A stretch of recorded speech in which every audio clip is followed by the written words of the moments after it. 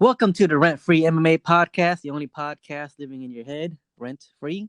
Today we are going to be breaking down UFC 246, Johnny Bones Jones versus Dominic the Devastator Reyes.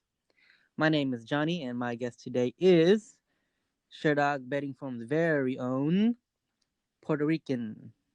What up, bro? What's up? How you doing? Good. How's it going? Good. Yeah, me and Puerto Rican, we had originally done our first podcast together, but we didn't post it just because technical difficulties. But he's back again, back with a vengeance.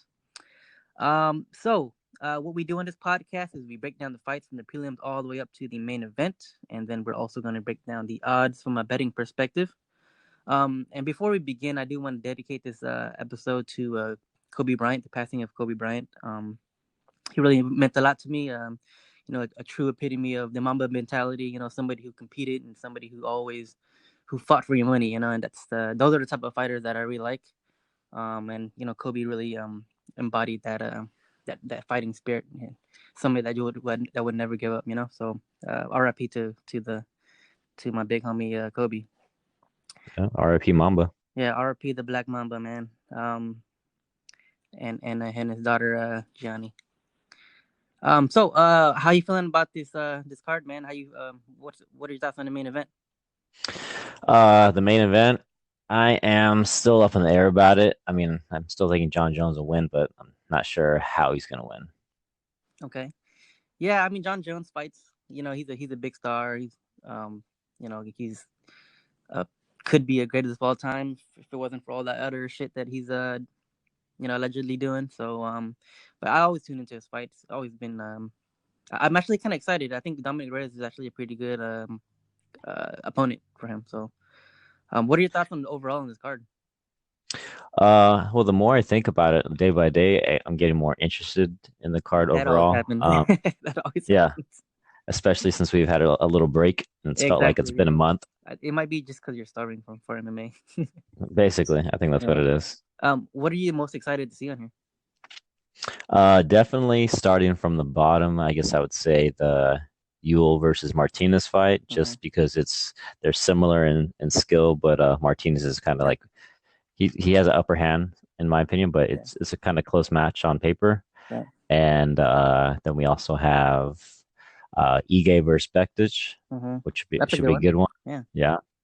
And then I guess Reyes versus Jones for the main event. Right. Similar sentiments. I of course, John Jones fights. You want to watch. A fight that is always exciting. Jack Lewis. He always brings the funny. I mean, if he wins, he always throws out a really funny post-fight speech. But all of his fights always end like really funny, So very entertaining fighter. So I'm looking forward to that one. So.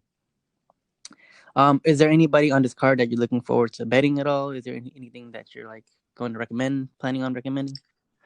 Yeah. So I already have 50. I put $50 down on Ige at I think it was plus 115, and originally, and then I'm gonna add later on either tonight or tomorrow. I'm gonna add about 40 or $50 more on his line at plus 110, or hopefully he gets to plus 115 again. So I like Ige basically. Yeah, for me personally, I don't have too many like solid bets that I would even recommend. I mean, I do like a couple overs on here. I do think also Alex Morono is gonna win. I really liked his opening price. And I even like his negative 170 price. So right now he's sitting at like 260 or something. That's like way too expensive for a fighter that of his caliber, over anybody. But I do think he's gonna win. I can't recommend. I mean, I'm not going to strongly recommend anything to anybody. So So let's begin. So what we'll do is we'll start from the prelims on up. And the first fight of the night is going to be Austin Lingo versus Youssef Zalal. I just found out about this fight, so I really don't know who they are. I didn't have a chance to look them up. And I think you mentioned the same thing to me, but what do you know about them? Oh, before you start, Austin Lingo is negative 210, and to come back on Zalal is plus 175. Yeah, so from what I gather, from reading that, I think the fight was put together 6 or 7 days ago, And it seems like as far as the betting situation goes, people are just kind of riding each other's coattails as far as, oh, Lingo is the right side. They don't really have any this betters just like myself, we don't really have any reason to pick Lingo as far as making him a what, minus 210, you said. Mm-hmm. So I mean, he is currently undefeated at 7-0, and he is fighting out of Texas, so he has that going for him. And he is fighting with Fortis, or sorry, he's on the Fortis MMA team, so that gives Good him, team. yeah. So local boy and local team, and he's young and undefeated, so he's got that going for him. But uh, his opponent does train at Factory X, which is also a good gym, Mm-hmm. and which is at Elevation. He's 7-2, so he has a couple losses, but I mean, I wouldn't surprise me if Zalal won, but I mean, for me, it's going to be a total pass. Mm-hmm. Um, but yeah, I mean, what's his face? Lingo does have power as far as I know from the one or I think it was two fights that I watched Yeah. or highlights rather. But that's pretty much it. I'm kind of up in the air, and it's a total pass for me. Yeah, unfortunately, I have to pass on this as well, just because I don't really know them. Didn't have the chance to. So, okay. And the next fight coming up is Andre Ewell versus Jonathan Martinez. Andre Ewell is negative 120. The comeback on Martinez is plus 100. From what I know, both of them are southpaws. Ewell has a pretty decent like reach and height advantage over most people in his division, which is 135. Um, Seems pretty athletic, good movement. He moves a lot. However, from what I understand, like he only boxes. He doesn't really use anything else. He throws a straight left. He throws a right hook. Sometimes he throws a right uppercut, and then he moves. So that's Mhm. pretty much all he does. He darts in, darts out. If people come at him, he gets pressured a lot. He doesn't have much of a ground game. Not much of a submission game either. So pretty limited fighter. I don't really see him getting too far in the division, but he looks like an action fighter, so he should be in some pretty good fights. And just because he gets away with so much, just because of his length and speed, and that's pretty much a lot of times his own downfall as well, because he Mhm. doesn't have really much skills elsewhere. Martinez, he's a little more classically trained, like Muay Thai fighter. Has a good slick guard. He kind of reminds me of like a Southpaw Pettis sort of. I'm not gonna compare them the same, but they seem kind of similar to me. Mhm. Martinez throws him that really nice knee that knocked out that Chinese dude. I don't know his name, but that looked really cool. Yeah, Yeah, he looks Ping pretty good to me. So I'm leaning towards Martinez. I don't know how it's gonna be. I might throw a little flyer on his decision line or something. Mhm. That's 245. It's pretty decent prop line, but my pick here is going to be Martinez. It's not a strong pick just because they're both pretty like they might be in the same bracket as far as skill levels goes, but that's what my lean is so far. I might put a little something on that. Mhm. What are your thoughts?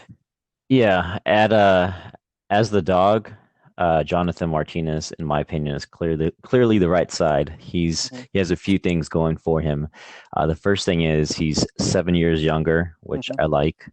He's way I love more it. well-rounded.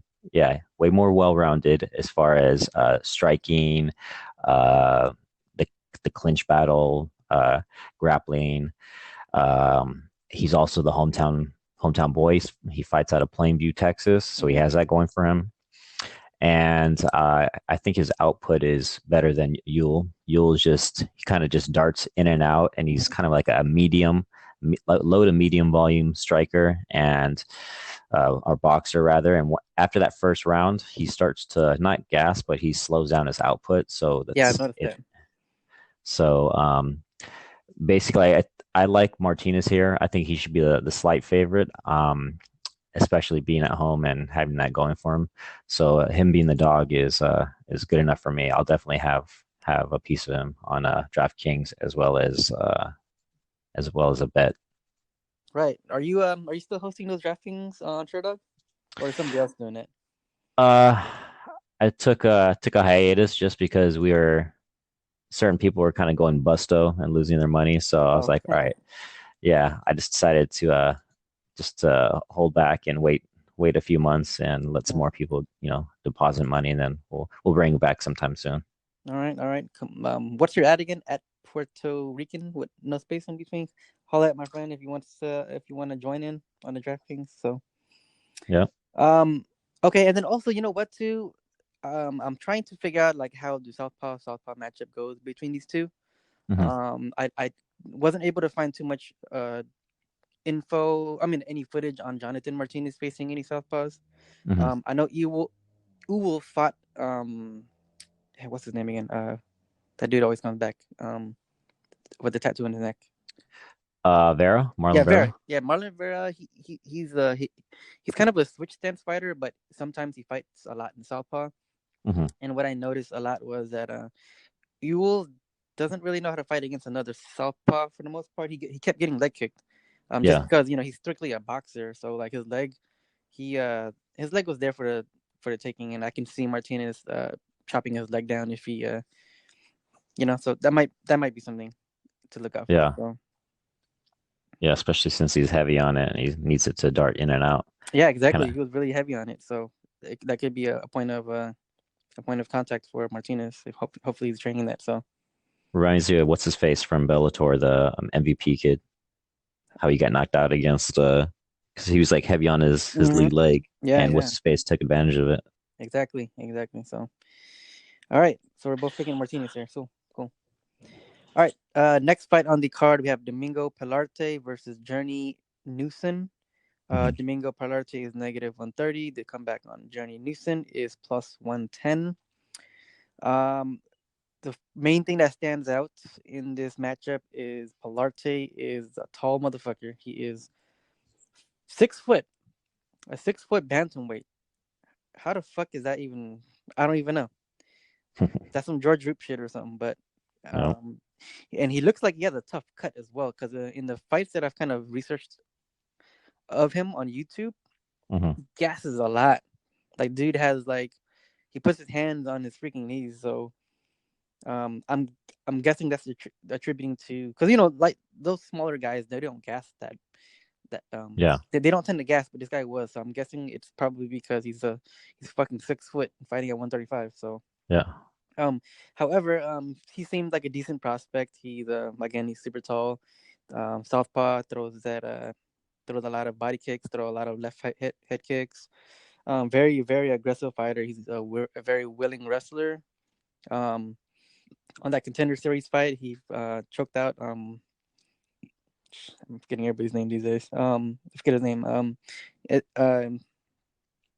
You talking about Pilarte? yeah, Pilarte choked out Vince Morales. After like a back and forth, both of them getting dropped and stuff. So Pilarte is Uh-huh. very hittable. I don't think he's that good. I don't think he's gonna enter anywhere near the top 15, but he's a very good action fighter. Hmm. And then his height is always gonna give anybody issues. Journey Newson is one of the shorter guys, though. He is 5'5", 135 pounds. He looks pretty bricked up. He's going to be at a major size and reach disadvantage, obviously. I was actually pretty impressed in his loss in his debut against Ricardo Ramos, and yeah, he lost all 3 rounds, but he looked like he had some pretty good cardio. He looked like he had some pretty good athleticism. Hmm. Anytime that he was getting taken down by Ramos, he was scrambling up to his feet. I really really hate it when people just lay down there and just let their opponent lay on their guard. I really fucking hate that shit. But Hmm. Journey, he was scrambling to his feet anytime he got taken down. Um, he threw some spinning shit. He looks pretty athletic. His boxing looks pretty decent. But I really don't know how this is gonna play out. Just the fact that this guy is so fucking tall. Yeah. I gotta wonder how hard of a time Journey's gonna get inside that reach. Because Yeah. he was on the wrong end of the reach equation against Ricardo, and he looked like he had a hard time as well. But one thing I saw that was pretty good too. He was chopping down Ramos's lead leg, Hmm. who happens to stand very really heavy on that lead leg as well. Obviously, he's gonna have to travel a little bit longer of a distance since Pilarte is a southpaw. But Hmm. man, Pilarte gets hit a lot, man.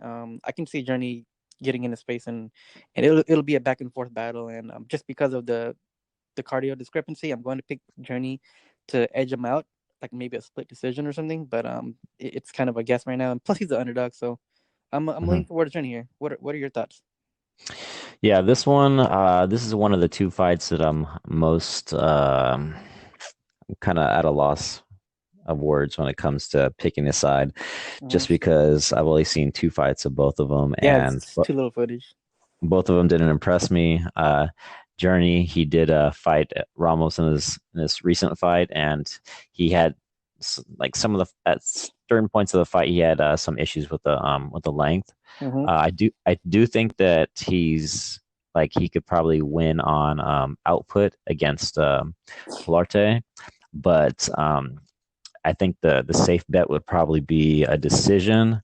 But what some of the stuff you were saying was kind of leaning me towards choosing Newsom possibly as a dog on DraftKings. Yeah, and I'll think about that. he has a good chin. Like he ate that flush spinning elbow by Ricardo. He hit it twice, Mhm. and it didn't even phase him. Like he didn't give a shit. So I don't know, man. I kind of like his his I don't know what you want to call it, but he wanted to be there. He really wanted to be there. So he was like that was his big moment. He looks very motivated, and I think I read somewhere that he's like an orphan or something. So like that's motivation enough. Like he's probably he's got a huge chip on his shoulder. You know. Yeah. So do you think? So I guess maybe the word you're looking for is heart. He has a lot of heart. Yeah, he has a lot of heart. Whatever. And Sure. and do Yeah. you think that Pilarte? So Journey just fought Ramos. Do you think that Pilarte is a worse version of Ramos I would believe so. Yes. I because they're think both tall, yeah, they're similar both skill set? tall, similar skill set. But man, Ricardo is very well rounded. He has good wrestling. Yeah. He has good counters. Pilarte, I think he just kind of uses his length and he throws his punches out just without really much like nuance Yeah. to the sweet science. You know, I seen every single time Newson was throwing that jab out, Ricardo was throwing that overhand right over the top. So it looks like Ricardo knows, you know, he really knows what he's doing with the boxing game. Yeah. I feel like he's gonna be definitely a top 10 fighter. Pilarte, No. I kind of don't think so, man. He gets hit a lot. Like Yeah. even Vince Morales dropped him a couple times, you know, and Vince was also a shorter guy, and you know, Pilarte, he's very aggressive. You know, he's a fun fighter to watch, but I can see at some point where like Newsom's gonna look bad, and then Newsom's gonna look good, and it's gonna go back and forth. And I saw some videos of Pilarte against some weaker competition, holding his hands on his knees and getting Hmm. smacked up by jiu-jitsu guys. You know, so Yeah. um, that didn't look good on his part. Maybe he improves in cardio. You know, he's in the UFC now, so Yeah. he might improve overnight. So who knows? You know. Hmm. So All yeah, right. right now I'm going with Newson. So All right. okay, next fight on the card we have Miles Johns versus Mario Bautista. Yeah, this card doesn't have a lot of good names, despite having a pretty like decent headliner. You know, Hmm. um, I'm not saying these guys are bad fighters. It's just like man, like there isn't anything that kind of I don't know jumped out at me. You know, Yeah. If John Jones pulled out, then this this card would is be like a fight pass card basically. imagine Shevchenko and Chookagian Yeah. on a pay per view. Oh my god, that's terrible. No, that would no, they Oh wouldn't even man, try that. they gotta make that one free, or I'll make Derek Lewis the main event. But anyways, let's get back to the fight. Miles Johns 10-0.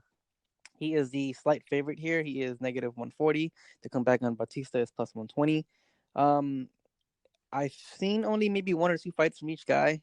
Johns looks like a pretty decent prospect, and Bautista also looks like a okay prospect as well. Mhm. Johns, he reminds me of like a WEC Chad Mendes. Hmm. He has a wrestling background. He throws that right hand just like Chad Mendes.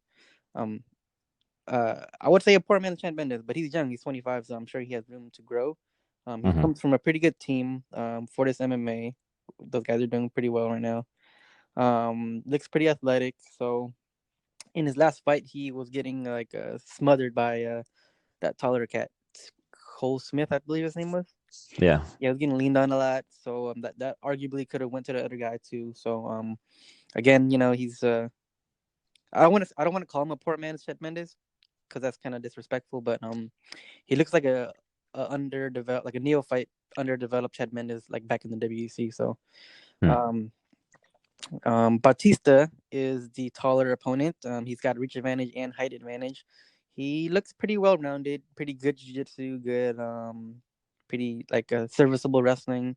His striking looks decent as well. But he doesn't look like he's great at all three of them, but he's like serviceable in all three.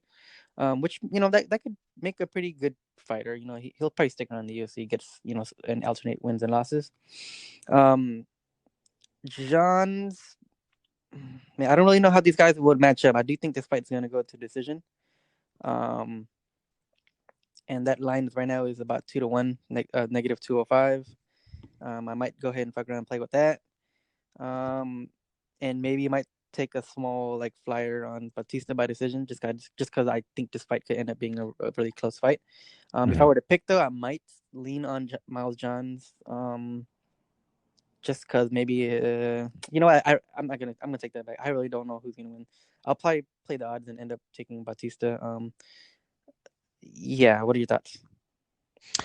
So yeah, this is the second and the last fight where I'm at a loss for words as far as not really knowing what to say about either of these guys. I mean, I take that back about Bautista. I remember his fights, some of his fights, whereas John's, I don't remember. I don't remember his debut. It was lackluster. I seen it. I just don't remember it. I do remember that Bautista, similar to that one cat we just mentioned, how he has a lot of heart. What's his face? Newson? Journey Newson. Yeah. I think that I think just like Newson, that Bautista is going to bring it no matter what. Yeah. And if as long as he could keep it upright on the feet, he could just keep doing his thing. And I feel that I'm not sure if he's going to get that finish, but it's Bautista's what, plus 120? So is that right? Yeah. So that might be the right side, but maybe not. Where these guys from? We got Bautista's Bautista from MMA Lab. Miles Johns is from Fortis MMA. Yeah, so they're both good camps. Yeah, maybe going with the over like you mentioned earlier, that could be the best pick. But when if I was going to choose, that's how I feel. Like whenever it's a competitive fight, my rule is when in doubt, take the over, because you know how hard it is to finish another man inside of a cage, like a guy who trained for 8 weeks as hard as you did. They're both motivated. Like it's hard to knock somebody out, man. Like I've been in some boxing matches, and like you know how hard it is to knock somebody out, and you fuck up your own hands if you hit too hard, So like but point, I'm not a pro, but anyway, the point being, it's hard to finish somebody who's motivated as you. Like they both trained hard for this, so I just see this fight going to a decision more often than not. But then again, they both are kind of new to the game either, so I can't really like definitively say that because I really don't know what they're made out of yet until we see a couple more fights from them in the UFC. So yeah, this card has a lot of guys that are just like 1 or 2 fights in, or just hasn't had that many fights. So it's going to be really hard to really define some of these guys. So like, we should definitely take opinions on this episode with a huge picogram of salt. I had to throw that one in. Oh god, so cheesy. Speaking of picograms, wait till we get to the main event. I know. All right, more than a few. All right. All right, next fight. So we have who is next on here? Is it Alex Morono? Yeah. Yeah. Okay, your guy here. Oh, actually, do we mention the Lauren Murphy versus Andrea Lee yet? Is that next? I think that's right after, the Bautista Jones. Let's see that. Okay, so Andrea Lee versus Lauren Murphy. Andrea Lee is a huge favorite. Holy crap! Like, what the fuck? Like, I mean, I think she's gonna win, but Jesus Christ, like women being a 3-1 like that, she is negative 340, and they come back and Lauren Murphy is plus 280. Andrea Lee, good Muay Thai fighter. Pretty for women's standards, her striking is pretty good. She can be taken down though. Her scrambling is not that great, but her striking is pretty good. Lauren Murphy, I think she's from MMA Lab. She's a gritty, ugly fighter in more ways than one. Just kidding. I don't want to say that. I'll take that back. That's kind of mean. But no, her fighting style is pretty ugly. She wants to take down. She wants to grind on you. It's very possible that she could win a split here, but I do think Andrea Lee is gonna pull this one out. However, that's a fucking juiced out bet. I'm not gonna fuck with that. So, what are your thoughts? So yeah, women's MMA used to be my main, like my main. It used to be my main money maker, Right. except for like the nowadays like the younger or say newer women in the UFC just kind of been shitting all over my bankroll. But as, as far as Lauren Murphy, I know a lot about her. Okay, go Uh, for it.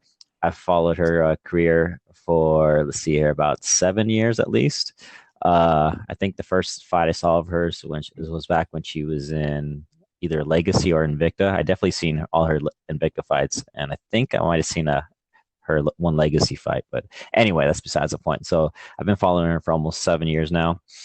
Uh, her style is essentially ugly, just like you said. She's going to try to close the distance. She's going to use shitty striking to close the distance, try to grind you against the cage, get you down, and just kind of like wear on you and do some dirty boxing. And she's if you don't keep her off of you, she will get that finish because she just keeps going after you. She's kind of like she's a dog Mhm. essentially. She fights ugly, and then Andrea Lee, she is she works best with her with when she has a distance. On paper, we have Andrea Lee as a brown belt in BJJ, and Lauren Murphy as a purple belt. But as far as I think the rankings are out the window when it comes to that. I think that if Lauren Murphy is able to work her game, then Andrea Lee is in trouble. She needs to keep that distance for sure, and she needs to set the pace early to make Murphy stay on the outside, or else Murphy's just going to keep coming and coming, coming. Mhm. Um, I do think Lee's going to win, but it's I don't know. I don't want to say it's a trap fight, but it's just a fight that I would definitely avoid betting on for Lee. Like I'd rather take Murphy at so her money line's what plus 280 and decision is what plus 405. I'd rather take plus 405 Yeah, for Murphy. I'll take a flyer on that. Maybe yeah, because in the end, like it's not really up to us to choose the winner. It's up to the three judges, Yeah. and I would usually call the three judges the Three Stooges Hmm. because a lot of times judges are Three Stooges. They're fucking blind as shit. So one of them might just look up at the last 10-second clapper and see Lauren Murphy get her down after getting beat up for 4 minutes and 50 seconds, and I think she won the fight. Type of Yeah. shit. So it's not up to us sometimes. Sometimes it's up to the judges. So I would take my chances on that plus 4 or 5 as well. And Andrea Lee is fighting out of Texas. I don't remember if she's born in Texas, but I know she's fighting out of Texas. So I guess, and she's spent time in a couple of different states in the South of America. So Okay. she has that southern thing working for her. I hear. So whether she was born in Texas or she's fighting out of Texas, she's gonna have that home field advantage. Yeah. So that's something to think And about. she is prettier. She's prettier. She has the better fighting style as far as the Yeah. fans go. And yeah, She so does. Yeah. Um. I mean, and she has beaten a wrestler in her last fight, Montana De La Rosa. She beat her up pretty good. So I mean, that could be something as she well. well Montana, she reminds me of a slightly better version of Jessica Panay as far as Hmm. like she works well on the In other ground. words, the bum. She's a bum. She's just like a stronger version of Panay. She's like a stronger bum essentially. A more motivated bum. Okay. Yeah, Okay. basically. Um, so Lauren Murphy is like way more scrappy. She's way stronger. Way Right. more in your face than Montella De La Rosa. And Um, but so Lee should win this fight if she keeps it where she needs to keep it. But I would definitely, if I was going to bet this fight, I'd definitely take Murphy at plus 405, the decision line. yeah, I hope hopefully if you're anybody who's taking Lauren Murphy or taking a chance on her, hopefully for your sake that Lauren Murphy channels her inner Monteferi. Roxanne beast mode of fairy. Mm-hmm. Yeah, K1 Monteferi. Roxanne beast mode of fairy. Okay. All right, let's move on. Um, your fight here. Uh, we got Alex Morono versus newcomer Kalen Williams. Holy crap! The odds went up on this. Morono is negative 300, and Williams is plus 250. I do not. Oh my god! What the fuck, man? Fucking juice lords. Fuck you guys. Um, Yeah. I do. I like Morono a lot. Uh, to win this fight, and I liked his earlier lines at like negative 170. I think rightfully he should be like around 200, maybe 220 or something. But Hmm. 300, man, that's fucking too goddamn much, man. I do Yeah. think he's gonna win here. He's at his hometown. He's from Fortis MMA, I think.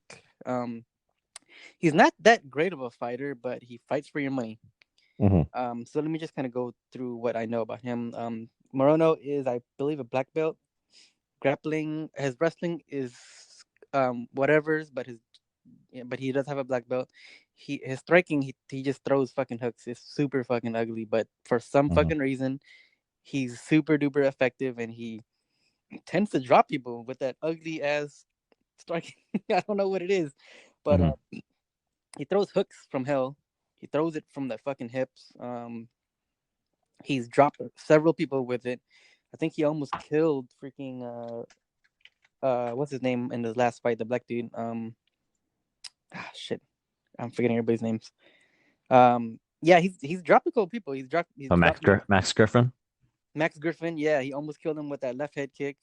It's Yeah. so ugly but super effective. I think maybe it's because people just cannot figure out his timing or his like his funky style, and they tend to get hit with shit that they just don't fucking expect. And that's pretty much what happens with this guy. He hits people with some just fucking crazy hooks, and um he fights like a dog. He fights for your money. He uh I'm gonna go ahead and pick him. He's to win here. Yeah. And he's got way more UFC experience against this guy who's taking the fight on short notice. Kalen Williams, I mean, nobody knows who he is. I mean, I searched him up on YouTube just because I was interested in betting Alex Morono. Do you know who we got replaced in this fight? If somebody good. Let me see here. Who was it? It was Diego Lima. Diego Lima. Oh, okay, that would have been a more competitive fight. I would have also Yeah. still probably leaned on Moreno. But Morono, again, just to add on as well, he's got decent footwork because he's always on his toes. He's got good cardio, except for that one fight where he got knocked out by Nico. But other Hmm. than that, he tends to have pretty good cardio. He's hard to hit in a sense just because he moves around a lot. He's pretty annoying. Hmm. Williams, from the YouTube videos I've seen of him, looks like a boxer. He throws that occasional right leg kick. He doesn't seem that good to me. He kind of leans forward in his punches, kind of reaches in for it. Hmm. From what I understand, he's a classically trained boxer. He's a very willing wrestler, but doesn't look to be like a very nuanced wrestler. He puts himself in kind of precarious position, submission position. So, yeah, I don't think Williams is going to win this fight. I don't even think he's kind of UFC level either. But hey, I've been proven wrong once. I mean, like that one cat who won against Stosic, that tall black guy who looked pretty green, but he ended up rising to the occasion. So Hmm. it could happen here again. But I mean, judging from the tape I've seen of Williams, doesn't look that good, and I low key think that Morono could actually find a finisher. Hmm. Um, just from all the variables added in, his debut, short notice, doesn't look that experienced. He might end up like sticking his head where it don't belong and get guillotined, or lay in Morono's guard, get armbarred, or get clubbed and sub somewhere around that, and or he might hang in there with Morono and end up going to a decision. But I do think Morono's going to win by either submission, knockout, or decision. What are your thoughts? All right. So either by submission, knockout, or decision. All right. You covering covering every base, huh? Yeah. All Just know, right. yeah. All right. So basically, this fight was put together 5 days ago on short notice. And I did say Diego Lima was good, but I use that term loosely because Yeah, he's getting better. he's getting better. That's what it is. I'm not sure if he took some medicine for his chin, but his chin is holding up better lately. Mm. He's on a 3-fight win streak, so that's interesting. Um, but anyway, as far as this this Morono versus Williams bet. Since it was recently put together, I haven't had time to watch tape on Williams, but I did look at his picture the other day. And I was thinking that maybe when we got to the weigh-ins, that people would bet on the African American guy who's taller and has a better physique against the slightly shorter white guy who looks like he's like just kind of just rolled off the couch. Yeah, that's But true. that the money line on Morono just keeps getting, Yeah. people keep betting it. So it's like it went from like 240 the other day and now it's 300. I was like, okay. So who knows where that line is going to end up. But it's just like you mentioned already, Morono is from Houston. The fight's in Houston. He's with 47 May. He's what, a black belt, good chin. His cardio has improved, which what used to be his weak point. He has decent power, and I'm glad you mentioned that Nico Price fight, because I was thinking to myself that would actually be a good fight, but then I just remembered that they did fight, and Price won, even though it got overturned later on due to marijuana back when they were still testing for that. So, but anyway, yeah. So I expect Morono to win, likely inside the distance. I will not have any part of Williams. It just seems like a bad fight for him. I guess he probably took it because it's UFC. He'll get a second fight either way, and that 12-12 or whatever he's getting paid is probably a lot for him. Yeah, and damn, the inside the distance line for Morono was at plus 280. Now it's at plus 200. Man, that I mean that I think there's still some value on that 200, but yeah, that I missed the boat on that one. I put like a little small bet on it, but I wish I had done more on that. Just looking overall on this card, that's like probably the value line for the card for me. But Yeah, 200, I'll probably still take it. yeah. And just to kind of reference as well, for the videos that I've seen of Kalen Williams, he fought some guy named Tony Hervey, who is um a, some guy who's like 16 and 19, his record. Mm-hmm. And he was getting out wrestled by this dude. Mm-hmm. Looked like it was like some slip and slide, fucking motherfucking grease fight or something. But they was both slipping around, and even Tony Hervey almost. This guy's got 16 wins, 19 losses, 11 knockouts, and 4 submissions. This freaking Tony Hervey guy almost got this guy in a rear naked choke. Damn. So freaking, if that was Morono, is supposed black belt, he probably snatched that up, Yeah. And then I saw another fight of him versus another guy. I forget his name, and he kept sticking his head in somebody's armpit trying to get him down, and looked like he was trying to muscle him down. And you stick your head where it don't belong, I'm pretty sure Morono's gonna try to snatch the neck. Yeah, that's what I was gonna mention like a few seconds ago. Like Morono, he doesn't use his jiu-jitsu much, except for if you just make it easy for him. Like that Berkman fight, he got the sub just because like Berkman just left it out there. He just made it easy for him. Otherwise, Morono would have just, he'd rather strike and knock people out. But Exactly. if you make it easy for him, he's gonna snatch that sub up real fast. And I don't know, since I haven't watched tape on Williams, I don't know if he's just gonna give that sub up easy or not. So I guess plus 200 might be okay. I don't know, hard to say, but definitely Morono. Yeah, and all in all, I don't think Moreno's that great of a fighter. I mean, he could end up just shitting the bed here against some random dude. So, it's not a safe bet, but I do think he's gonna win, like just from the eye test. So, Yeah, and things are leading. I think all the arrows kind of point towards his favor. So, yeah, and he'll have a crowd on his side. Like he's not gonna lose in his against a debutant in his hometown. yeah. So that's that. Okay, moving on. The next fight I think is Trevin Giles. Is that what it is? Yeah, Are they Giles and headlining? Arroyo. Headlining the ESPN portion? Is that what it is? Likely that first fight, the Lingo versus Zalal, it still hasn't been updated on the UFC website. So, but I'm pretty sure they're not going to headline any ESPN card. So I guess Giles versus Arroyo is going to headline that prelim card. Let me just kind of make sure. Maybe you want to kill some time real quick. Let's see here. So there's that. As far as this next fight, Giles versus Arroyo, this is a tricky one. Uh, Wait, let's read out the sh odds first. Sorry, let me just read out the odds here. all right, So this is another close odds. Um, we have shit. I closed my shit. Antonio Arroyo and Giles. We have Giles at minus 130, and Arroyo is plus 110. Money's coming in on Arroyo. Mm-hmm. Uh, like slowly over the past few days. He opened at plus 155. Mm. Now he's at plus 110. Okay, so I know that Giles. Here's a really huge red flag on Giles. The biggest red flag there is. Like he came into the UFC undefeated, if I recall correctly, and with wins over some pretty decent guys like fuck was that? Span. Yeah, Ryan Span. That was a really pretty good fight. Um, Yeah. but he is a night shift police officer. Uh huh. Did you know that? Yeah. Yeah, this guy does the night shift, and he trains MMA like that. It's not a good.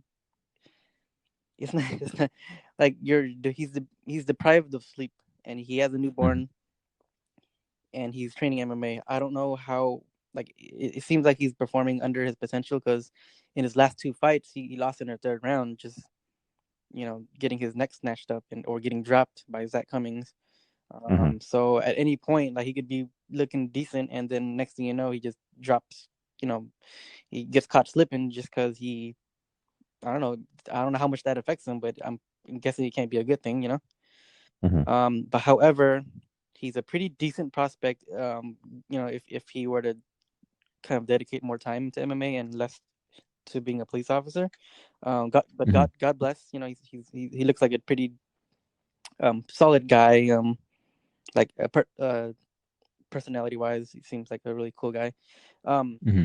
Good boxing, really good jab, good right hand. He's got some good power. His scrambling ability is really good. Great, he has good wrestling. I thought this guy would be a really good prospect when he signed him, but he just hasn't panned out just because, like, again, I think it's just because he's been splitting his time. Um, and not taking it seriously. Arroyo, I've seen maybe one of his fights against Muniz, and I've seen a picture of him too. This guy looks fucking joked the fuck out, like veins on top of Yeah. veins. Like I'd be surprised. I wouldn't be surprised if he pissed out one of these days. But he looks like a pretty decent, like well-rounded guy. He's not really great at anything though, but his hands aren't that great. But he throws really good kicks.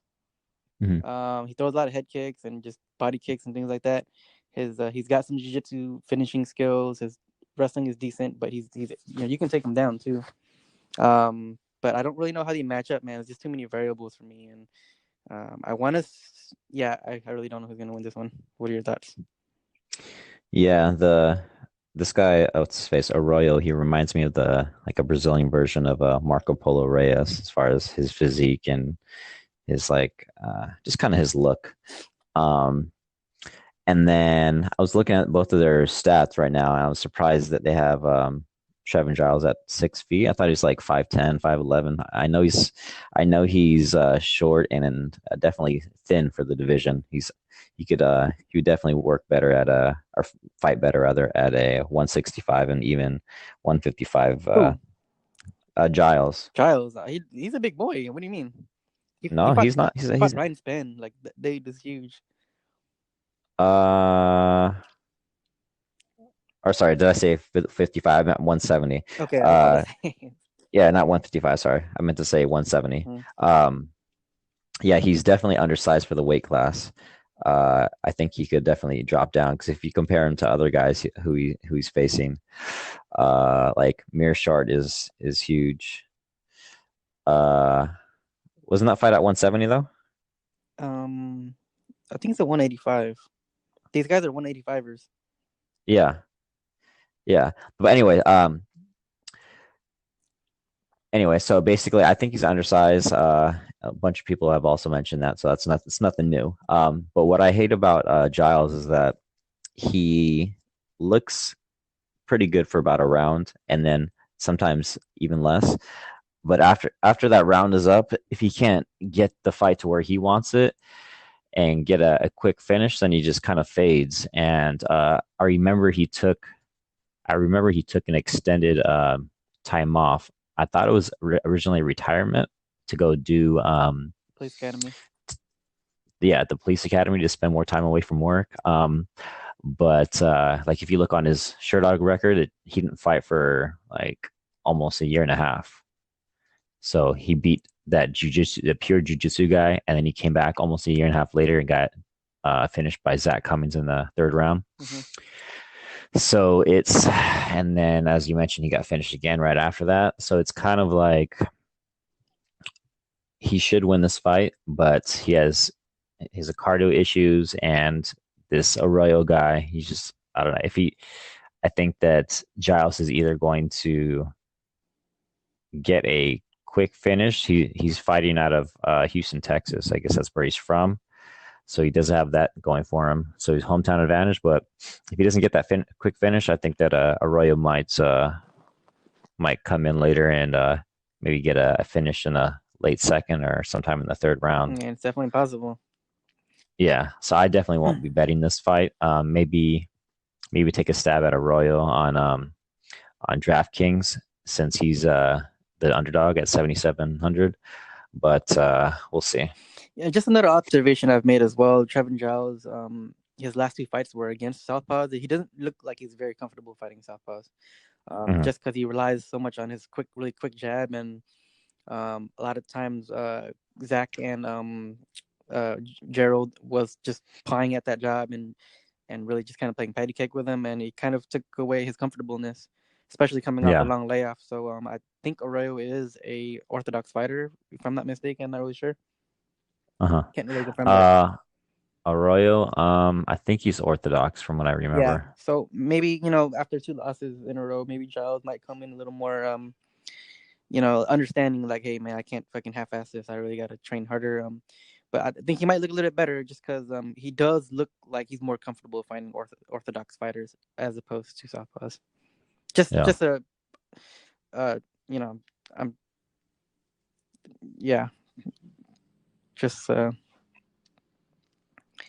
an observation. So yeah. All right, so moving on, we are moving on to the pay-per-view portion of the card.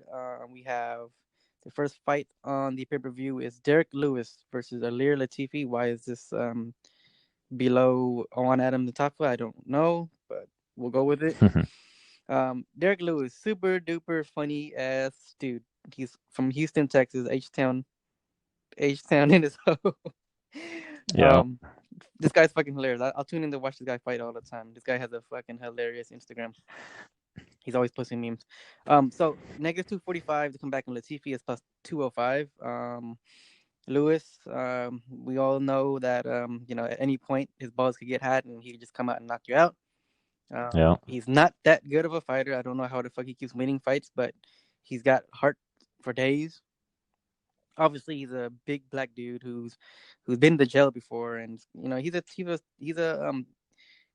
he's a funny soft teddy bear type of guy. But you fuck with this guy, he's gonna kill you. He's gonna come with the shits. Latifi is moving, and Latifi is going to be one of the smallest heavyweights around. Lewis is going to have a ton of size, a ton of weight, and a lot of reach on this guy. But Latifi is coming from a 205 division where people are going to be a lot faster. So I do expect Latifi to be faster here. I don't know how. This is a heavyweight fight, man. Like, I'm every single Derek Lewis. I mean, I don't like the idea of taking Derek Lewis as a huge favorite, negative 250, because his fights are always all over the fucking place. He'll always be losing the fight until he wins. So at any point, like, if Latifi ends up taking Lewis down, like, Lewis will just pick a time where he'll decide, like, all right, it's just time to get up. He's just gonna explode out. It's not even jiu-jitsu at this point. It's just a fucking, I'm just gonna get up.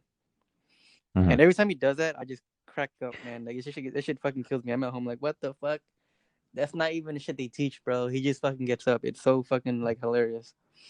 Yeah. But he fucking does it, and at any point, like, if you are tired, you let your guard down, or you're not paying attention, he will come after you and he's gonna knock you out. and Hmm. and for the longest while, a lot of times his knockouts were coming from people like shooting in on him while they're tired, and he'll just sprawl, lay his fat ass on top of you, and start pounding you out. So a lot of his knockout actually comes from ground and pound.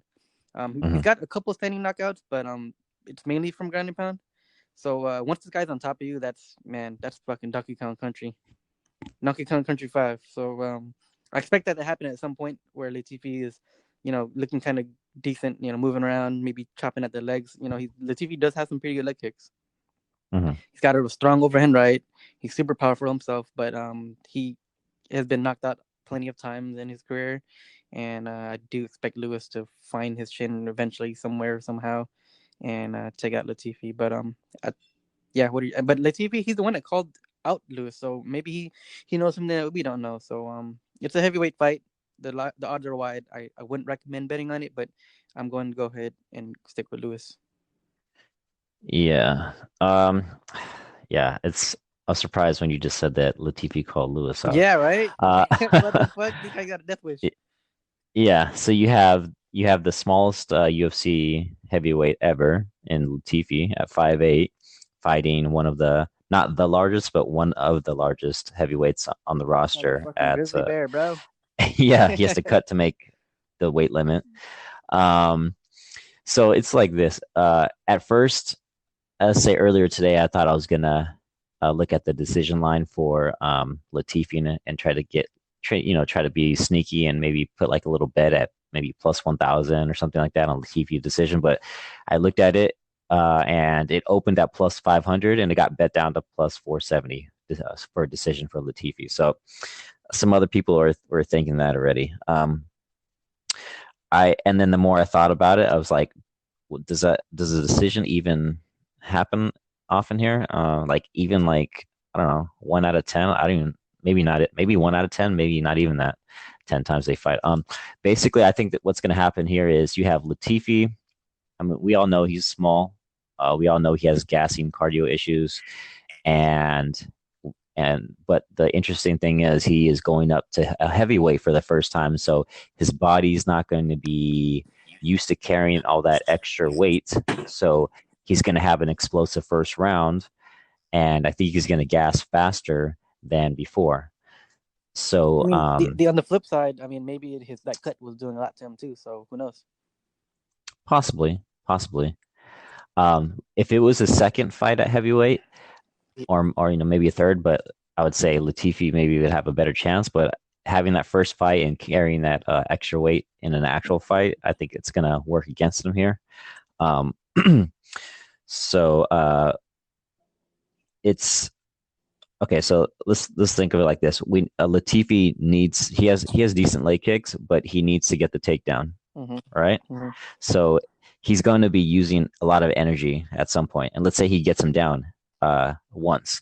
Latifi's ground and pound and top game is not it's not good. He's not a jiu-jitsu threat.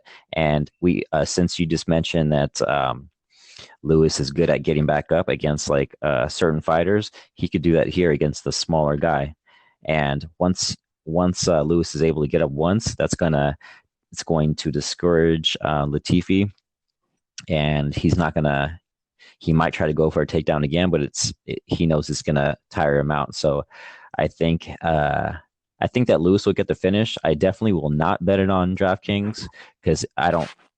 If you look at all of his last 10 fights, he's not good at paying off his price, Mm-hmm. and I don't think there'll be a round one finish for either guy unless Lewis lands like a lucky head kick or something like that early on. I just think he's going to play it safe and then finish him in the second or third round, probably second round. But I think it's just a bad matchup for Latifi, and he's not. I think he has faster hands, and he's.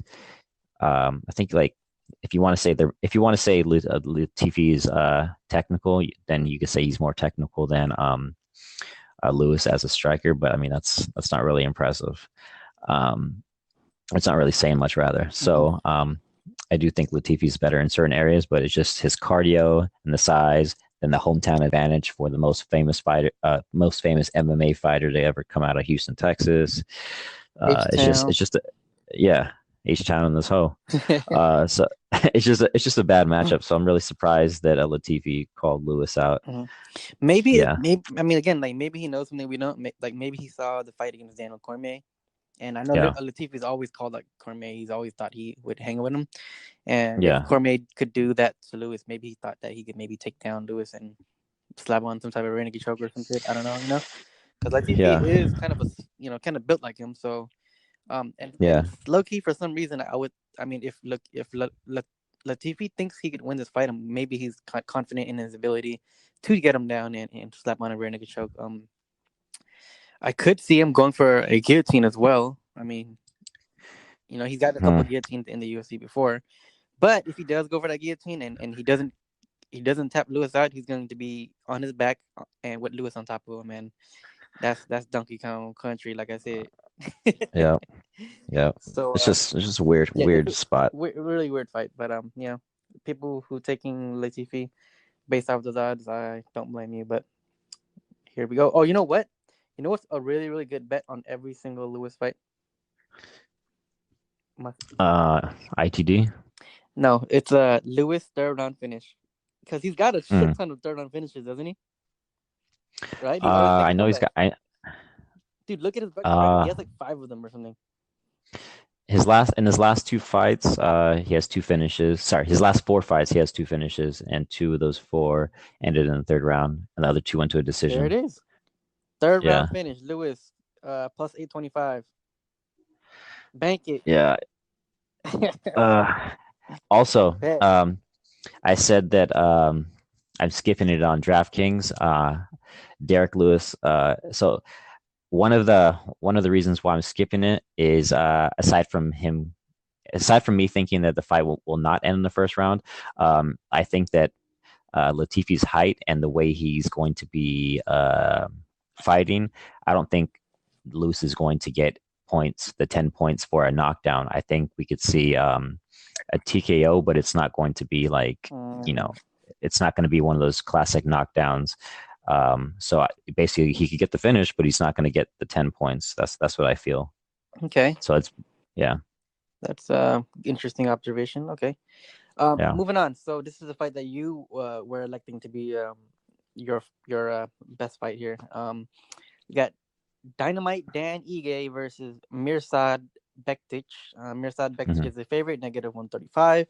And Dan Ige is plus 115. Since you really like this fight, I'm gonna let you take this one.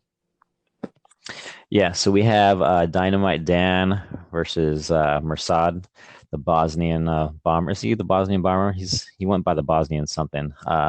Anyway, so we have Mersad and Dan. They're both 5'8", around there, 5'7", 5'8" ish. I forgot who's taller, but they're around the same height. And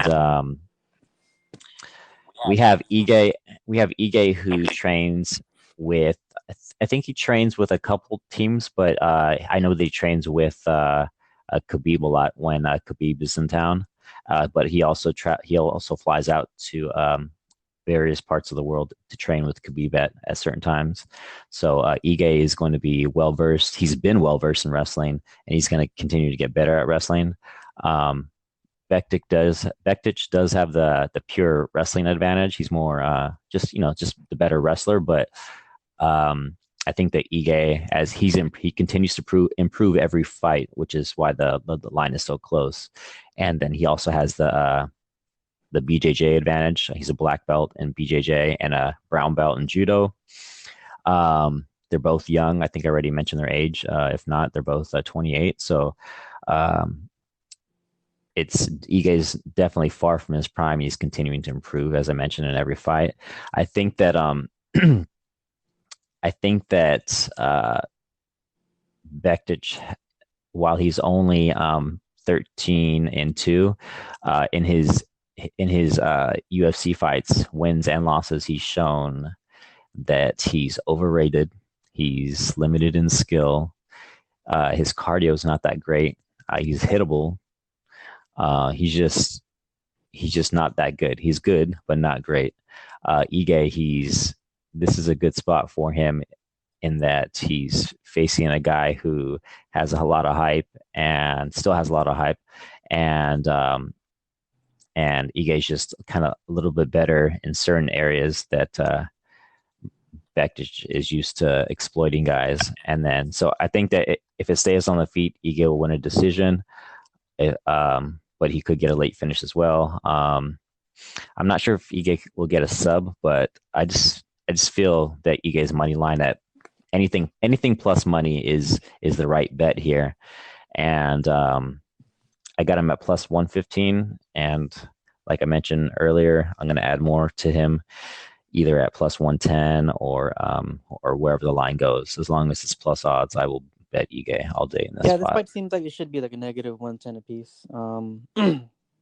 Yeah, and I can see a good play on the underdog here. Is Bektic still at is he at American Top Team or is he at TriStar? The last time I remember him being at TriStar, but I haven't I haven't checked that recently. Okay. Okay. So my thoughts on this fight, I think it's going to be a really good fight. Bektic is I think both of these guys are really good prospects. Bektic is retard. So I shouldn't have said that. But this guy's fucking strong. This guy's fucking really strong. His wrestling and his ground and pound, like he really reminds me a lot of a mini Cain Velasquez style, where like he would just lean on you and he would just hit you from any and every position. Like his ground and pound is really really good. Almost like Alexander Volkanovski as well. Like I would compare him to Volkanovski and Cain Velasquez. Mm-hmm. His wrestling is good. His defensive wrestling is good. His striking is developing a lot as well. The only problem with his style that I've noticed in every single fight is he's just when he's in there, he's never ever relaxed. Like he's always Mm-hmm. really tense. He clenches his fence. I can tell he clenches his jaw. Like when he fights in there, he's like he muscles through every single thing he does. I mean, don't get me wrong, he has a lot of technique as well, but like when he wrestles people, when he throws people around, when he grabs underhooks, when he grabs overhooks, when he punches people, he's clenching his fist a lot, and he exerts a lot of energy, and it shows to where he gets tired. Mm-hmm. And that's how he got upset and finished against the damage Darren Elkins, Mm-hmm. and that's always gonna hold him back until he just kind of goes in there and just relaxes a little bit. And I think it's possible that he could like get to another level of his potential if he just learns how to kind of just relax in there. So I don't have a pick for this fight. I do think this fight could go to a decision, but I Mm-hmm. can't pick on either side just because I do think Bektik's a really good fighter. Dan Ige is also super duper impressive. He's extremely aggressive, great overhand right. Like you mentioned, he has good jiu-jitsu. He's a really good back taker. Good at getting in on your hips. He's extremely he's like a cockroach, man. He just keeps coming and coming, coming, and we've seen fighters like that beat Bektik. So like, I don't see anything like he's a live dog. He can win this fight. Yeah. I don't know if he's gonna finish just because I know Ige is the type of guy who, if he were to hit you and drop you, he would automatically just kind of default to go take you down and finish the fight where he's comfortable at. Mm-hmm. He's not like a striker by heart, but this guy's got he's a really good striker. He'll hit you. I mean, if you think he's gonna take you down, he's gonna hit you. He's gonna hit you if you think he's gonna take you down. So um, Yeah. I can see this fight going to decision on either guy. And like I'm looking at the odds right now, Ige by decision is plus 450. That's fucking crazy, bro. Like what the fuck? That's a large line, and I'm going to play that based Mm-hmm. just due to principle because I don't think a line like that should be that wide. But I could, Mm-hmm. if I were to gun to my head, I think I want to say Bektic is gonna win by decision, um, somehow just because I know that like I know this fight's gonna end up on the ground somehow, and I just think that at some point, Bektic just gonna like scramble and land up on top and land ground and pound, like just Mm-hmm. small elbows here and there, and just like land from half guard, from full guard, wherever. He's really good with the ground and pound.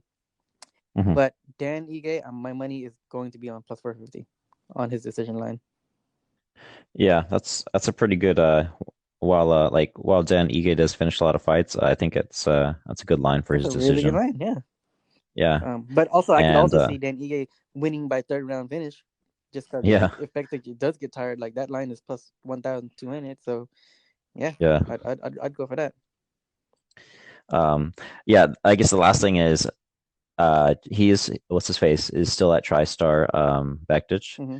and it he kind of reminds me of kind of just like a GSP in certain ways, except for without the striking. So GSP went from a offensive fighter Mm-hmm. and then eventually transitioned to a safety first wrestling fighter after he got finished that one time in the UFC. And whereas Morsad is a heavy wrestler, uh, not so much of a finish first fighter. He's just as long as he secures the win, that's kind of what he aims for. Whereas Ige is a sponge, and that's why he looks a little bit better in every He's like an fight. He octopus, huh? continues to, yeah, Yeah. it's yeah. So that's what I like about him. He continues to improve, and while he's not like top 10 right now, he has potential to be top 10. He'll never fight for a title, but he continues to get better just because he's willing to travel and work or train with certain people who um who just kind of fit his game and help him improve, like Khabib or Habib. Mm-hmm. Yeah. Yeah, Good fight, man. It's gonna be exciting. I'm looking forward to their wrestling and scrambling, and yeah, when they hit the match, I'm looking forward to that. yeah. Okay, next fight. Again, in my pick for that fight, I'm taking it over. So just thought I threw that out there. Um, Okay. next fight. I don't know how Juan Adams got promoted to the pay per view, but he is negative 245. The comeback on Justin Tafa is plus 205. Um, that's that those odds. I mean, I don't know what to say about that. Tafa's not really that experienced. He's a 3-1. Hmm. Adams is also inexperienced as well. But I guess the one big change that Adams made after looking like a complete bum in his last two fights, and just a reference, Juan Adams, he instantly went for the crotch sniffing tendencies and stuck his face in Greg Hardy's crotch, and instantly got pounded out and got finished. Um, that was not a good look, man. Like I cannot, like that was not a good look, man. I don't like seeing that type of shit. But he did move over to Greg Jackson's, and he's moving on to the better camp, and he's able to kind of train with other heavyweights and really know how to train like a professional. Because I also heard Hmm. this guy likes to drink and party and shit too. This guy looks like a fucking ogre, bro. Like what the? I look at his picture. This guy looks fucking crazy. Yeah. His eyes are like really wide apart. But I know he's a Division One wrestler, and I think that's just going to be the deciding factor in this fight. He's a Division One wrestler. He's got the skills, and since he's moved on to Greg Jackson's, that should at least improve some of his cardio, and I think that's going to be where it's at. He has a pretty decent jab. I mean, for a heavyweight, most heavyweights don't throw jabs, but he does throw jabs. His right Yeah. hand is very ugly. He squares up when he throws his right hand. He needs to work on that. Maybe that camp might help him with that. But Tafa is he looks kind of like Mark Hunt, except that he's a southpaw. He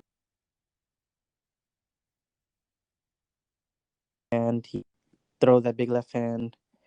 Hmm. I don't really know much else about him. So Yeah. So from what I saw, see, I definitely saw his UFC debut against Jorgen De Castro. I don't remember if I saw any of his fights. We'll just say no, that I did not see any of his fights before entering the UFC, just because I don't remember them. So I don't remember his style before the UFC. But his fight against De Castro was just like a shit fest. He definitely proves that what most of us were thinking, and that he's just a random tough Polynesian guy from Australia, and he could definitely bang. But I mean, basically, he could beat you know most everyone's ass, every guy's ass who hasn't trained before, just because he's a tough Polynesian guy with heavy hands. But I mean, once you actually go against guys who are trained to fight professionally, then it's like a total different story. So this guy is my height, but he was like, he's much heavier. And then whereas he's facing Juan Adams, who is 6'5", so Adams is like much taller. He's much heavier, much stronger. I don't know about much heavier, but he's much taller, he's very strong. Has got the wrestling advantage, even though he's not a good fighter. The he has enough he has enough skill, and his chin is good enough to take a shot or so from Tafa if he needs to close the distance. And just like I was surprised that the line opened at what it was at 185. Mm-hmm. Is that what it opened at? And now it's minus 245. I'm not sure where I would put the line, but I know that Adams should be a big favorite here, and I think this will probably be the last fight we see of Tafa. I think what's his face Adams was from somewhere in Texas. I'm not sure which part, but I'm pretty sure it's from Texas, and this is kind of a layup fight for him, I think. And if this fight was like in, let's say, Colorado or something like that, then I don't think Juan Adams would be getting a layup like Justin Tafa. Mm-hmm. But just it's kind of like you're in your hometown. We're trying to appease the fans and get some of the H-Town boys or Texas boys the win, an easy win. So I think Adams should be a big favorite here, and I'll definitely have. I'm not gonna put any actual money on him, but I'll have him in like my DraftKings lineup because he's only 8,800, and I think he's definitely going to get a finish. And I'm not sure how many takedowns he'll get, but I think he's worth it at 8,800. Okay. Well, I do think he's going to win too, but it's heavyweight fight, so anything can happen. Yeah. Okay, moving on to the co-main, we have Caitlin Chookagian and versus Valentino Shevchenko. Shevchenko is a huge favorite, negative 1,100, and Chookagian to come back on her is plus 700. Not a fan of this fight. There's not really much competition for Valentina at her weight division. No good fighters at all. This is going to be a pretty much easy win for her. Valentina southpaw, great counter striking. I mean, I'm sure everybody knows what she does. Pretty good in the clinch. She has good takedowns. Decent jiu-jitsu as well.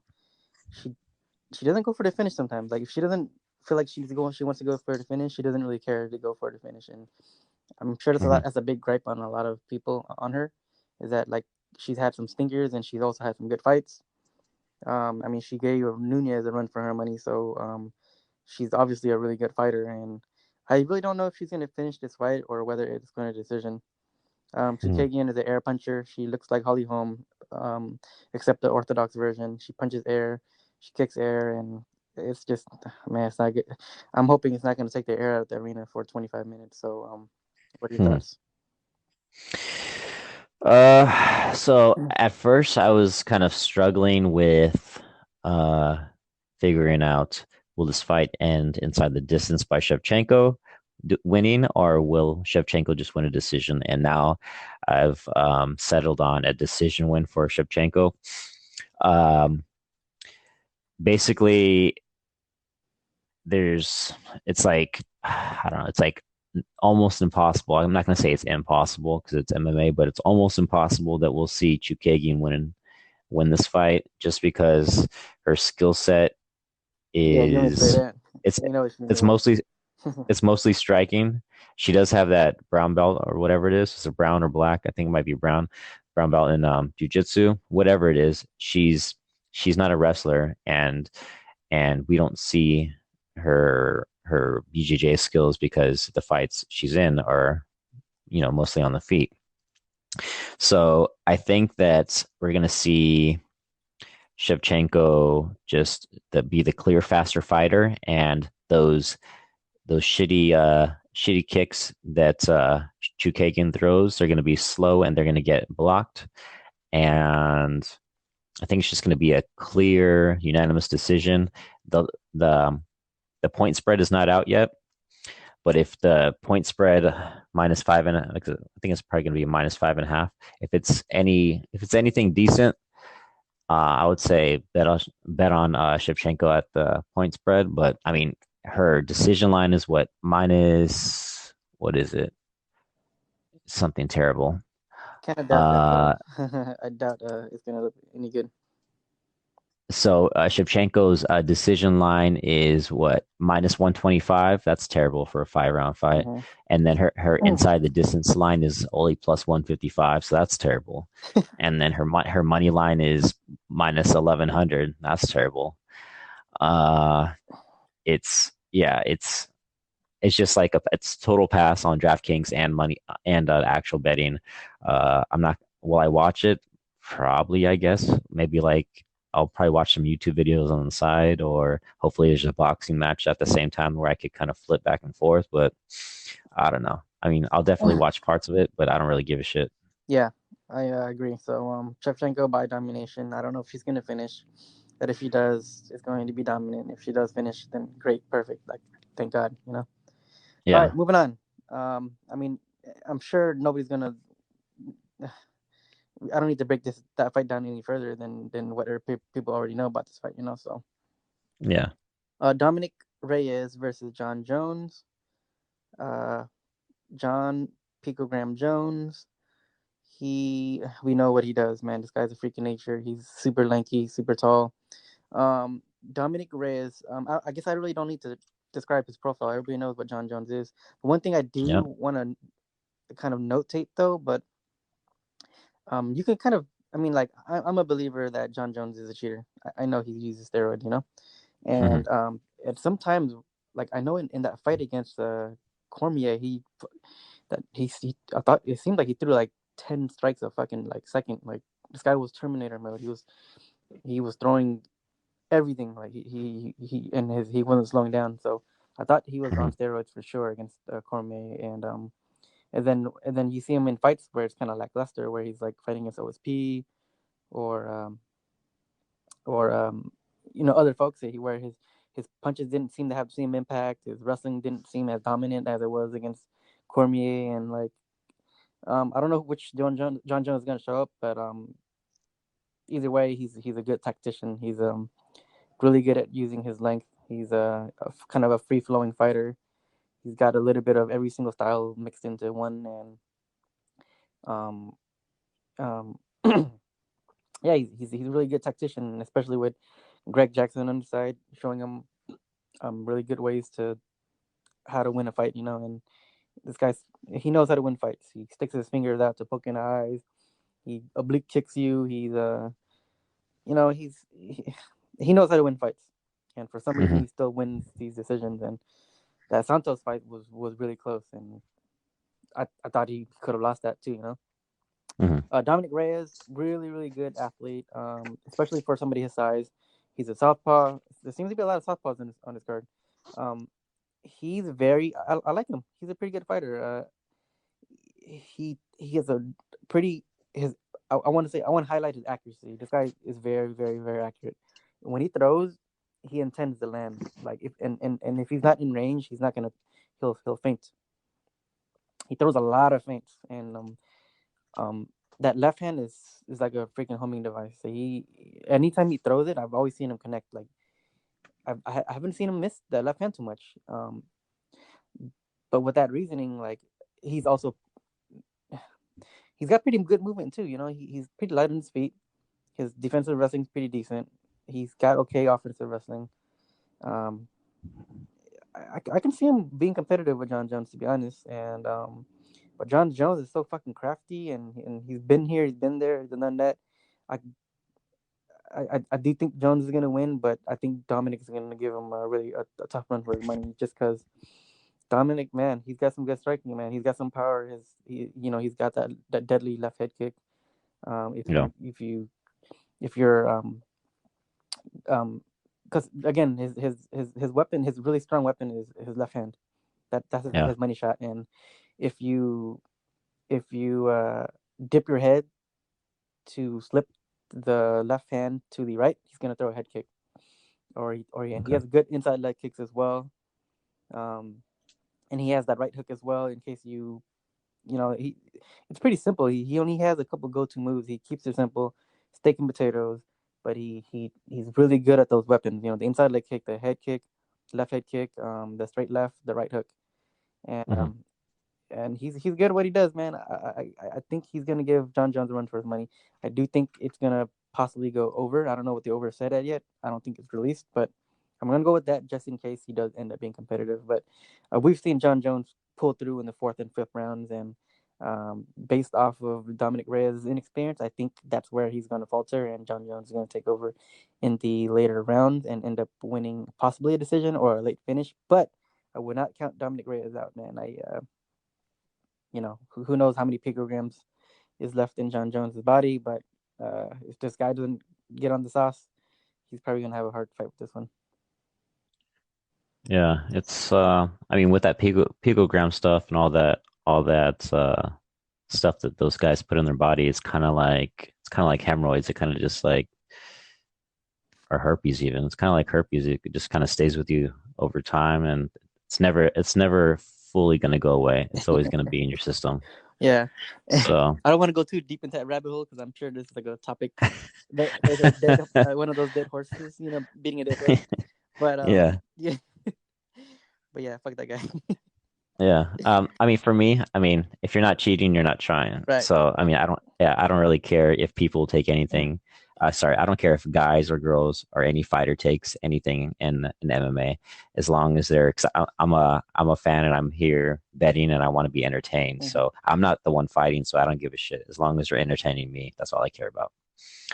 So, for this fight, we have not Alex. Sorry, I was going to actually ask about Alex. Alex Reyes, his brother. So, Do you by happen the to? way, I do think the over under is going to be 2.5 rounds, so I'm going to go with that. But go ahead. Oh, I was just wondering. Do you happen to remember Alex Reyes? That's Yeah, the guy Dominic who got Reyes' knocked brother. out by Mike Perry, I think. His brother. Yeah. Yeah, yeah. I totally forgot he's in the UFC until I watched one of those shows with Dominic Reyes and Shab like a few weeks ago. Anyway, so to get back onto this fight, we have the more athletic guy in Dominic Reyes. We obviously know about his football past or his past in football, collegiate football, and stuff like that. So he's more athletic. He does have Dominic Reyes rather. He does have the better hands and more power. But I think that's kind of where it stops. So aside from the better hands and more power, I think that Dominic Reyes is kind of like outgunned everywhere else. So you have John Jones who has the longer reach. Are they the same height? I Is think that Dom is 6'4". I don't know how tall John Jones is. Six. He's probably. I'm sure they're similar height. okay? So let's see here. Yeah, they're listed at both at 6'4". We have 84.5-inch reach for John Jones and then 77-inch reach for Dominic Reyes. So we have John Jones with the reach advantage, the wrestling advantage, the jiu-jitsu advantage, the cardio advantage, the outside striking advantage, 5-round experience advantage. He's basically used to fighting title fights every single fight. He's used to adjusting to his opponents. And at first, I wasn't sure if John would win this by decision or inside the distance, but the more I think about the possibilities of what John could do to Reyes, it's just I'm leaning more towards a finish. I'm not sure if it's going to be by. I think it might be by TKO, but I mean, I'd rather bet in the distance for the fight or for John Jones instead of picking a TKO or sub. But I do think that John's going to win, and I think that we haven't seen Reyes on his back, and I think that John can get him there, whether it's a trip or some type of takedown. I think that John can get him there.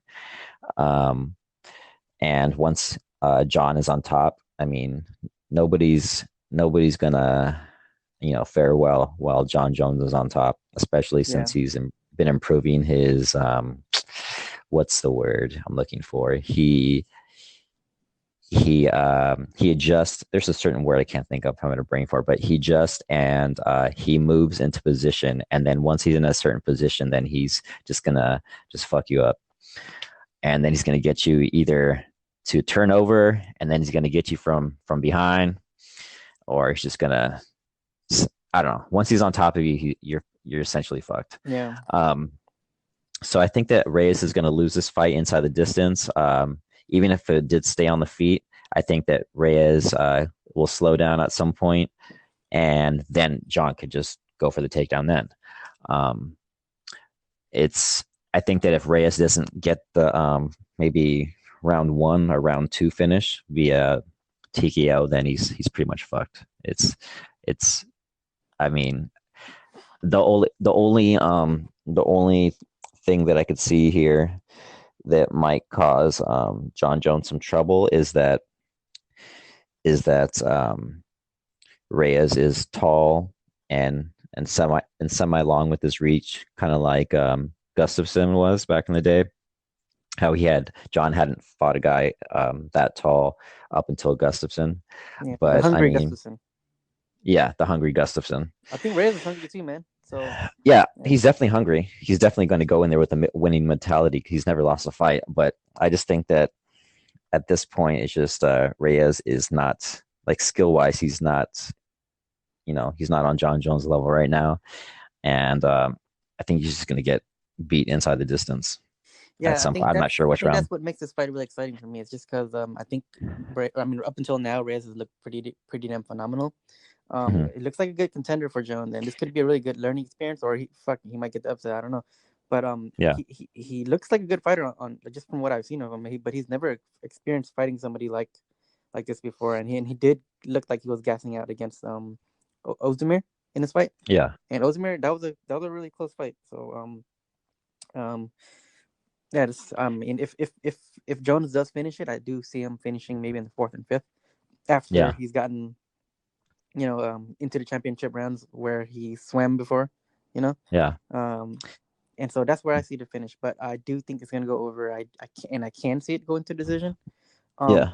But also in this fight, I'm not going to count Reyes out just because I'm telling you, man, this guy's he's got a lot of accuracy on his punches. Like I think I don't know, check his stats on his accuracy, but he doesn't miss a lot. Every time he punches for like with pure confidence, and he doesn't miss with that left hand very often. He doesn't miss with the leg kicks very often.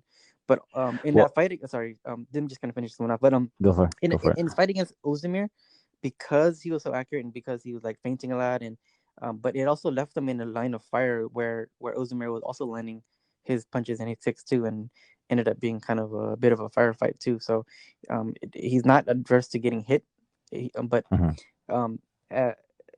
his ability to land with a lot of accuracy and move around a lot.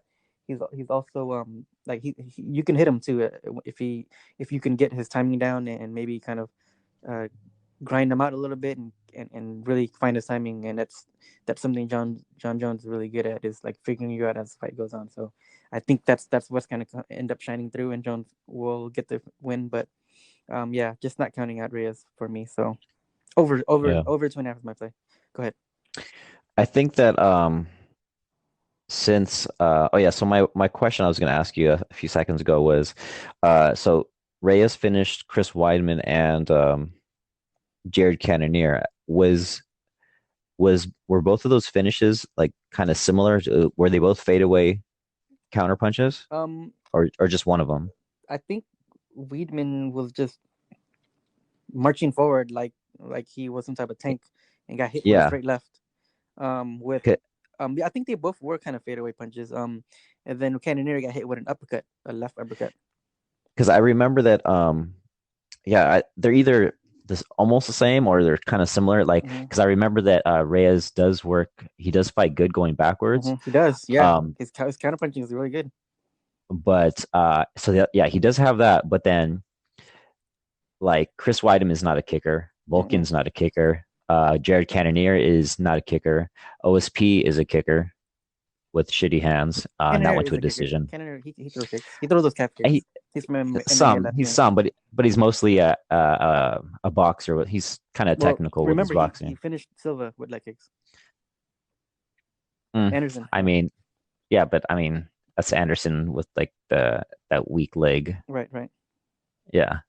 And so let's see here. What's it going? Oh yeah. Uh I think that if what's his face, Reyes wants to have any chance of winning, he's gonna need to implement the kicking game here.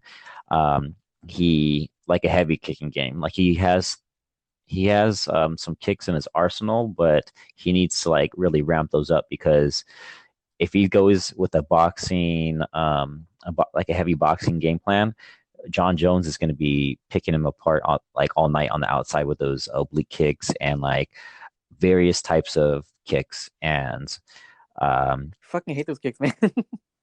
So yeah, dirty. and push kicks, Yeah, oblique kicks, head kicks, various types he's of good at that. kicks. Yeah, he's like Dalsum essentially. Yeah, pretty much. Um, so Reyes needs to implement a heavy kick game to open up I mean, his he does boxing. have a good inside leg kick. He can land those, and we've seen Yeah, how Santos was hitting Jones and his skinny chicken legs, and that it really kind of compromised his foot. So, shit, man, yeah, these are big boys, man. Like if something gets compromised, like who knows, that might be the tide turning move of the fight where he lands yeah, that leg kick somehow. yeah. So, but yeah, I mean, so yeah, if he doesn't implement a heavy kicking game plan into his arsenal for this fight, then he's kind of fucked. Hmm. So yeah, I feel that I'm not going to bet John Jones here, and I don't think I'm going to take him on DraftKings either, just because sometimes he doesn't pay off his wins, and I think that this fight's not going to end quick for him Hmm. anyway. Um, so I'm going to pass on John Jones on DraftKings and his betting line, but I do think he's going to win this fight. Okay. And the last thing I want to add to this fight as well, just because another aspect of the fight is I remember when Uzumir kept pressuring him, and every Mhm. time Reyes would get his back against the fence, and Uzumir thought he had him exactly where he wanted him, that he fired off that piston left hand and stopped him right in his tracks. So Mhm. that yeah, he can throw backwards too. That left hand he can throw backwards. So very very Mhm. dangerous guy. Um, I do think he has pretty good footwork as well of how to escape his back against the fence. So I think John Jones is going to have a hard time clinching up with him Mhm. early in the fight.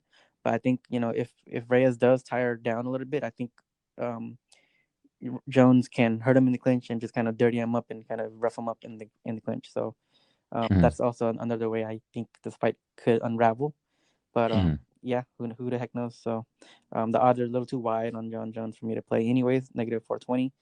But Mhm. yeah, I'm assuming that the over is going to be 2.5 at close to even odds. So Mhm. that's my play for the card. Do you think before we go, do you think that Reyes, if he wins, do you think it's only by decision or only by finish, or do you think he could have a chance at both? Because his decision line is it opened at plus 1250, now it's plus 1130. Um, shit, I don't know. I mean, he's been finishing guys. But in John Jones, he's a really tough guy to finish. I mean, he's never been finished either. Yeah.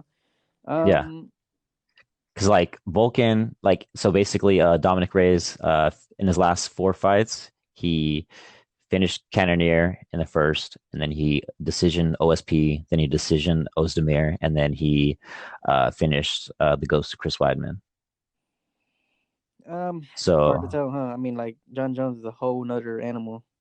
yeah, I I I mean, the decision line it's pretty juicy. Plus yeah, 1,130. That's a pretty big line. And who the fuck thought that freaking Thiago Santos could have won a fucking decision? That motherfucker yeah, was plus 2,500 for decision, and he freaking lost a split. yeah.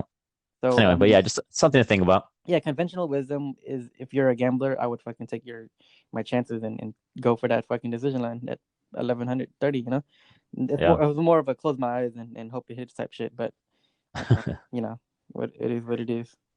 yeah, Yeah, so we're both picking Jones here, but the odds are too wide, and Reyes is a game opponent. So, yeah, yep, yep.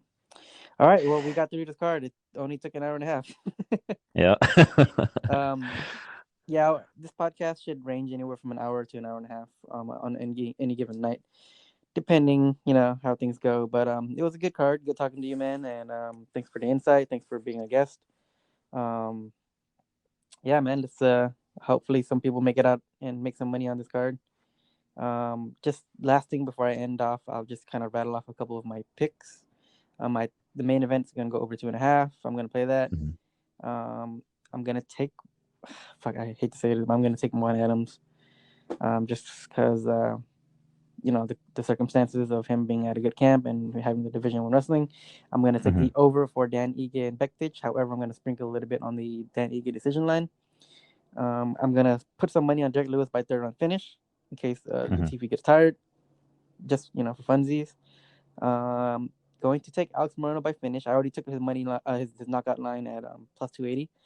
I mean, Mm-hmm. not his knockout, his inside the distance at plus 200. I might throw a little bit more on that again. I do think his money line is going to win as well. I took a little bit at negative 170. 300 is a little bit too much for my blood, but I do think he's going to win. Mm-hmm. Bautista and Johns to go over. Pilarte and Newson to go over. I'm going to throw a little bit of Newson on by decision. I'm actually throw a little bit on Bautista by decision as well. 260 is pretty decent as well. So Mm-hmm. it could be a coin flip. And I might Yeah. throw a little bit of a flyer just for action on Martinez. So those are my picks. All right. Yep, yep. And my only pick is at the moment that I could see that is probably just Ige at plus 115, and then later on gonna either put it on plus another $50 bet on plus 110, or hopefully it'll get a little higher. We'll see, but I'll definitely have around not like about 100 on Ige at plus 115 to plus 110 around there. All right. Very good shit. All righty. All right, man. Thanks everybody for listening. Tune in next week. We plan on dropping uh, this podcast every Tuesday. Give you a little something to look forward to on a Tuesday. I know a lot of people dropped their stuff on the other day, so kind of want to just kind of get that time slot. And yeah, tune in. I'm sure a lot of you MMA fans can't get enough of MMA anyways. So this is a really good podcast. Don't forget to subscribe before you leave and end this video. I'm always gonna have guests on here, some really good guests like Puerto Rican, and just kind of bring you the insight that you're looking for and help you, hopefully help you make a good decision bet. And yeah, thanks for listening.